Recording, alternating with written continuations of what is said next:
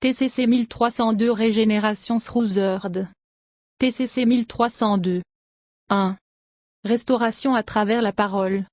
Cher Père, nous te disons merci pour cette opportunité et la proportion de regarder dans ta parole. Nous invitons l'enseignant de l'Église, le Saint-Esprit d'accomplir son ministère comme nous nous assemblons. Seigneur, nous te demandons d'oindre la parole qui sort de ma bouche pour qu'elle trouve des racines dans les cœurs de toute personne qui va l'écouter. Père, je te prie pour l'illumination, la révélation, la compréhension dans la pensée de tous ceux qui vont l'écouter. Seigneur, je te remercie de m'avoir fait ministre du Nouveau Testament et je te dis merci pour le succès de ce message du fait que le Saint-Esprit est l'enseignant. Merci Seigneur, cela ne dépend pas de moi mais tout dépend de toi, et tu es fidèle. Nous te donnons la louange et te rendons grâce dans le nom de ton Fils Jésus-Christ. Amen. Gloire à Dieu. Nous avons commencé une nouvelle série sur l'importance de développer l'habitude de lire la Bible pour vous-même, et nous avons plus à dire ce soir. De nombreux chrétiens sincères ont du mal à lire la Bible. Ils ne savent pas par où commencer, ne comprennent pas ce qu'ils lisent et trouvent beaucoup de choses ennuyeuses. Ils concluent souvent que cela ne semble pas qu'ont beaucoup à voir avec les luttes et les défis de la vie quotidienne. Pour profiter pleinement de la lecture de la Bible, vous devez connaître le but de la Bible, ce qu'elle est et ce que ce n'est pas, ainsi que la façon de le lire. La Bible n'est pas un livre sur comment résoudre vos problèmes ou un livre visant à vous dire comment avoir une vie heureuse et réussie. Ce n'est pas une collection de vers que tu peux sortir quand tu as besoin d'aide. La Bible est une collection de 66 livres, et chaque livre est destiné à être lu tel qu'il a été écrit, du début à la fin. La Bible n'a pas été écrite à l'origine en chapitres et en versets. Les marqueurs ont été ajoutés des siècles après l'achèvement de la Bible, pour aider à localiser des passages spécifiques. Au total, les 66 livres de la Bible racontent l'histoire du désir de Dieu pour une famille et les durées auxquelles il est allé pour obtenir sa famille par Jésus. Ces livres révèlent progressivement le plan de Dieu pour une famille jusqu'à ce que nous ayons la pleine révélation donnée par Jésus et sa mort et résurrection. Chaque livre ajoute à l'histoire d'une manière ou d'une autre. La Bible révèle que Dieu a créé les êtres humains pour qu'ils deviennent ses fils saints et justifiés par la foi en lui et la dépendance envers lui. Mais tous les humains sont disqualifiés pour être dans la famille de Dieu à cause du péché. Le péché, c'est la désobéissance à la loi morale de Dieu, son idéal du bien et du mal. Jésus est venu dans ce monde pour délivrer l'humanité de la culpabilité et du pouvoir du péché en mourant comme un sacrifice pour le péché. Ce faisant, Jésus a ouvert la voie à tous ceux qui croient en lui comme Sauveur et Seigneur pour être rétablis dans la famille de Dieu comme ses saints fils et filles justes. Éphésiens 1 versets 4 à 5. La Bible est un récit historique de personnes réelles et d'événements réels qui se rapportent au plan de Dieu pour une famille. La Bible est à 50% de l'histoire, dont une grande partie peut être vérifiée par l'archéologie et l'histoire séculaire enregistrée, 25% prophétie et 25% instruction pour la vie. L'Ancien Testament, 39 livres, est principalement l'histoire du peuple juif, le groupe de personnes par qui Jésus est né dans ce monde. À l'origine, il était écrit principalement en hébreu. Le Nouveau Testament, 27 livres, a été écrit peu de temps après que Jésus soit venu dans ce monde par les témoins oculaires de Jésus, ou proches associés de témoins oculaires. Il enregistre son ministère, ses enseignements, la crucifixion, la résurrection et le retour au ciel. Cela a été écrit à l'origine en grec. La Bible est bien plus qu'un récit historique ou qu'un livre de prophétie. Elle révèle le salut de la culpabilité et le pouvoir du péché qui est disponible pour tous ceux qui reconnaissent Jésus comme Sauveur et Seigneur. Paul, un témoin oculaire de Jésus, a écrit que la Bible nous donne la sagesse pour recevoir le salut qui vient en faisant confiance à Jésus. 2 Timothée 3 verset 15, Bible du Sommeur. Paul a ensuite écrit le verset clé pour notre nouvelle série. Toute écriture est donnée par l'inspiration de Dieu, et est utile pour la doctrine, pour la réprimande, pour la correction, pour l'instruction en justice, que l'homme de Dieu peut être parfait, entièrement, pourvu à toutes les bonnes œuvres. 2 Timothée 3 versets 16 à 17, Louis II. Le mot grec qui est traduit par écriture est graphe, et il signifie écrire. Les Écritures sont la parole écrite de Dieu. Paul déclare que les Écritures sont inspirées ou insufflées par Dieu. Dieu a soufflé quelque chose de lui-même à travers ses paroles quand il a inspiré les écrivains. La Bible est un livre surnaturel. Dieu exprime sa puissance transformatrice, sa vie et sa force à travers sa parole et produit un changement chez ceux qui entendent, lisent et croient en sa parole. Paul a écrit que la parole de Dieu agit effectivement en vous qui croyez, exerçant son pouvoir surhumain, en ceux qui y adhèrent, lui font confiance et s'appuient sur elle. I Thessaloniciens 2 verset 13, Bible amplifiée. Non seulement les Écritures nous rendent sages pour le salut, mais elles sont utiles pour perfectionner un homme, ou une femme, de Dieu. Le mot grec traduit par parfait signifie mettre en condition appropriée ou compléter entièrement.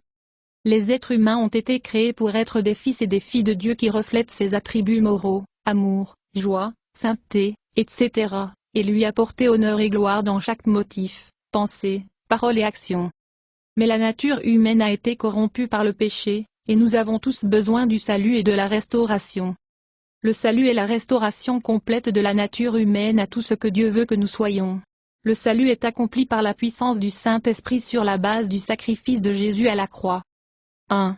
Les Écritures sont vitales pour le processus d'être sauvé, perfectionné ou complètement restauré à notre but créé, parce que, non seulement ils nous disent comment Dieu veut que nous vivions, mais ils nous changent. Jésus a comparé la parole de Dieu à la nourriture. L'homme ne vivra pas de pain seulement, mais de tout ce qui est nécessaire, ces paroles qui sortent de la bouche de Dieu. MT 42.4, LSEG. La nourriture est essentielle à la vie et à la croissance, et fournit la subsistance et l'alimentation à ceux qui mangent de la même manière. La parole de Dieu travaille à produire la croissance et le changement chez ceux qui la prennent dans, ceux qui l'entendent, le lisent et y croient. Jésus a comparé la parole de Dieu à une semence. La semence se reproduit et se multiplie. Juste comme une graine de tomate produit finalement des tomates, ainsi la parole de Dieu produit en nous ce qu'elle exprime. Marc 4 versets 1 à 20. I Pierre 1 verset 23. Paul a écrit que la Bible est utile pour la doctrine, la réprimande, la correction et l'instruction dans la justice.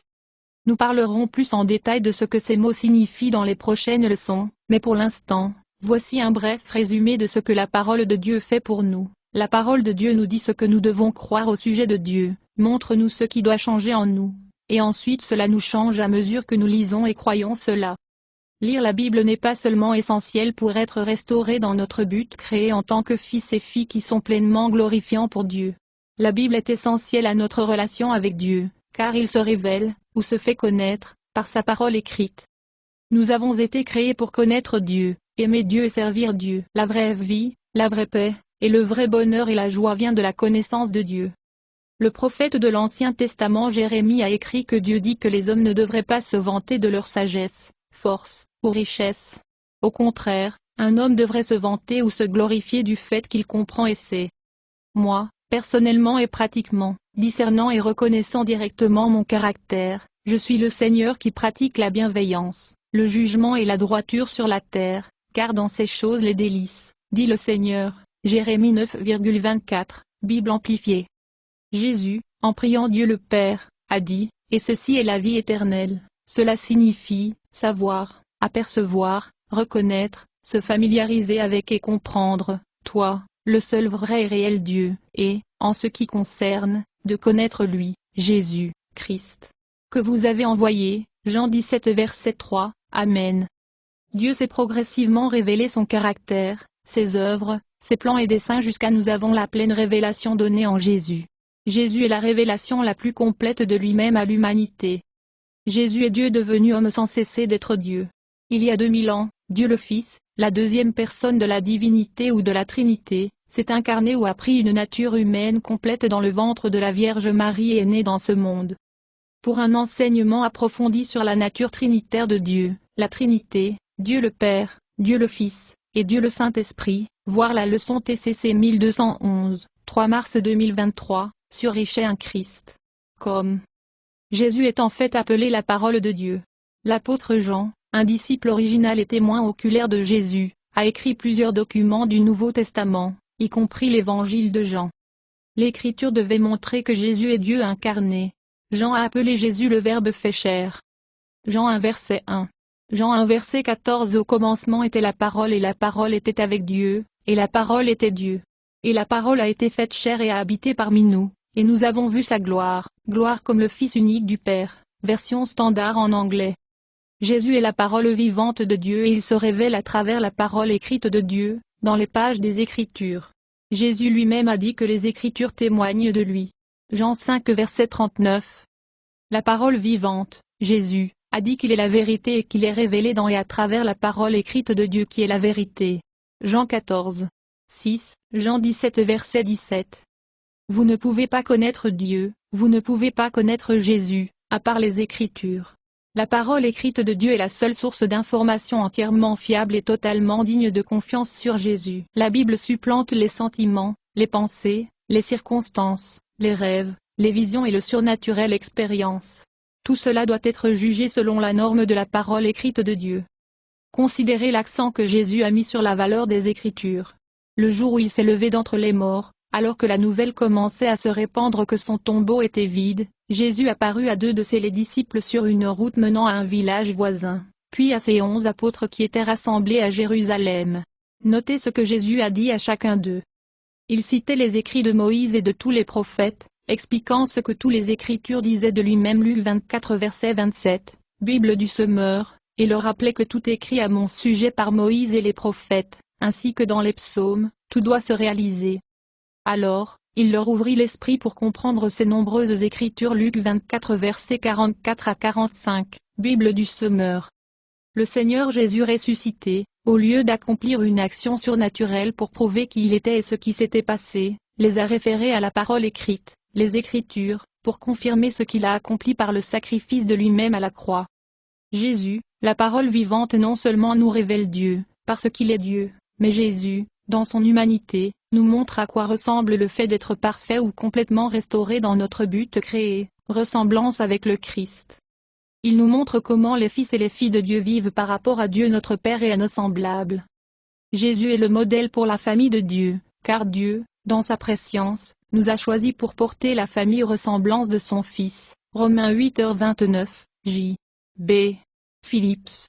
Les fils et filles de Dieu sont appelés selon le plan de Dieu, appelés à être semblables au Christ, comme Jésus dans son caractère et son comportement. RM 8h28.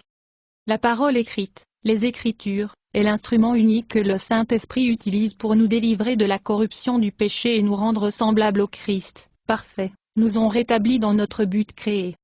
Comme nous voyons Jésus, la parole vivante de Dieu, dans la parole écrite de Dieu, le Saint-Esprit agit en nous à travers la parole écrite pour nous perfectionner, pour nous faire ressembler de plus en plus à Jésus.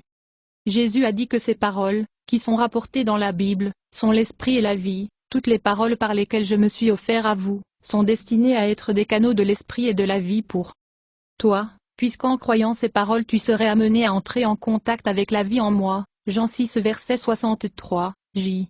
S.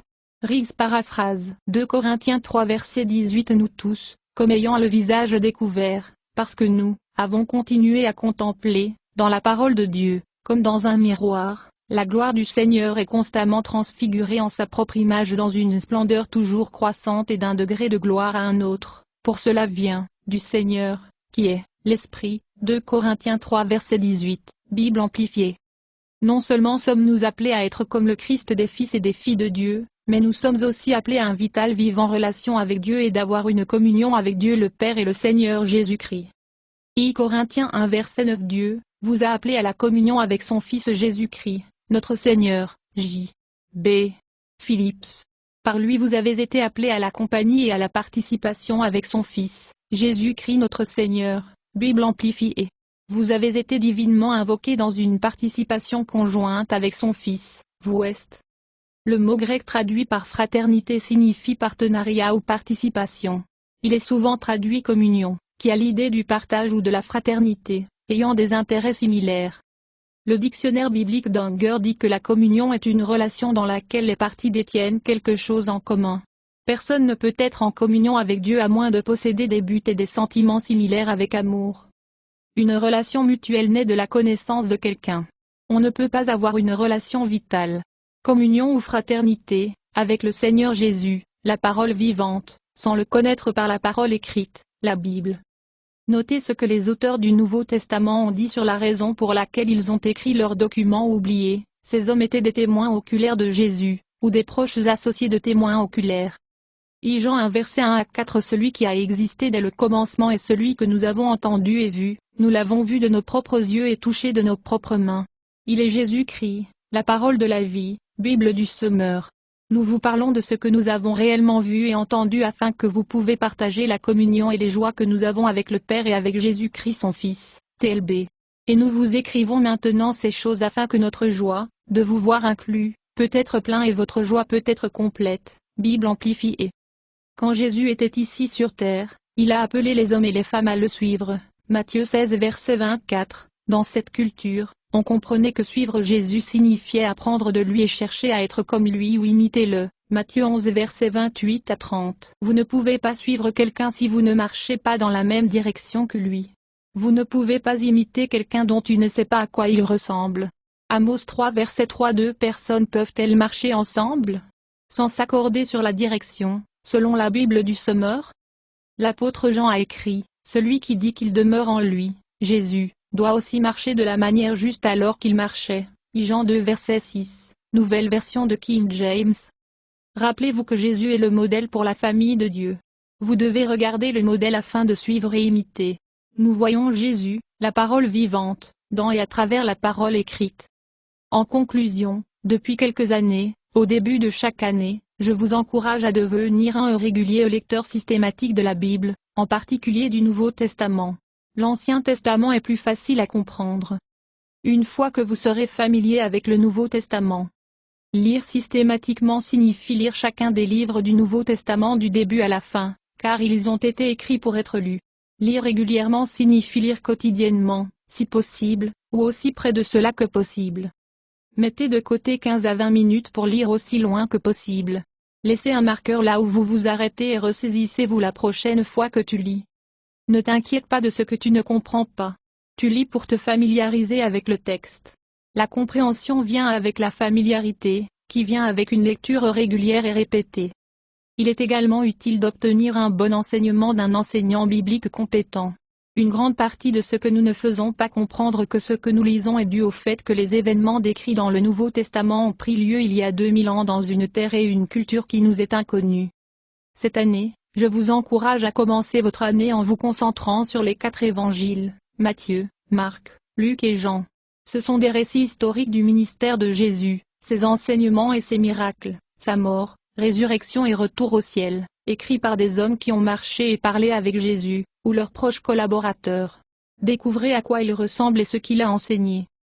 Selon Paul, un témoin oculaire, le Christ est l'image visible du Dieu invisible, Colossiens 1 verset 15, Bible du Sommeur. Et, dans ces derniers jours, Dieu nous a parlé par son Fils.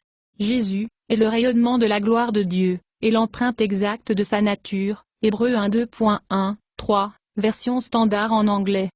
Souviens-toi, tu ne lis pas pour gagner des points avec Dieu. Tu lis pour apprendre à connaître Jésus, la parole vivante, et d'être changé par lui à travers sa parole. Dieu Tout-Puissant, le Seigneur Jésus-Christ, veut se faire connaître à vous et veut être connu par vous. Pendant que vous lisez, demandez au Seigneur d'ouvrir votre compréhension comme il l'a fait pour ses disciples le jour de la résurrection. Ma prière est que par ces leçons chacun de nous sera inspiré pour marcher comme Jésus a marché. Laissez Jésus vous faire confiance à travers sa parole, la Bible. Merci Seigneur pour votre merveilleuse parole que tu as choisie pour que ça passe par moi. Merci Seigneur de choisir des fils et des filles d'être conformes à l'image de Jésus-Christ et d'être faits comme tes enfants en caractère et en puissance, pour tout ce qu'on entend. Que cette leçon puisse nous donner le désir de rechercher et de grandir en Jésus-Christ dans cet endroit. Seigneur, nous vous remercions et nous vous servons sur votre scène. Notre désir c'est de demeurer en toi au nom de ton Fils Jésus-Christ. Amen. Louez le Seigneur, louez le Seigneur.